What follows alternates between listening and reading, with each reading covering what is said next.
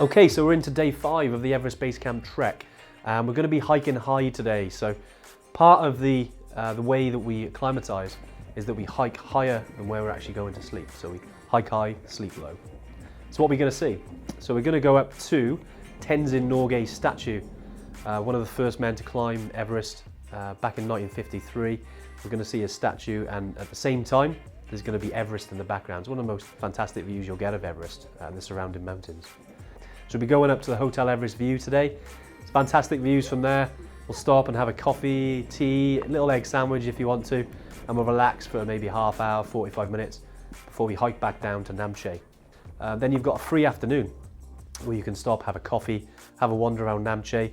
It's one of my favourite parts, to actually walk around the actual village there, get any souvenirs that you want to take with you. And that's day 5 of the Everest Base Camp trek.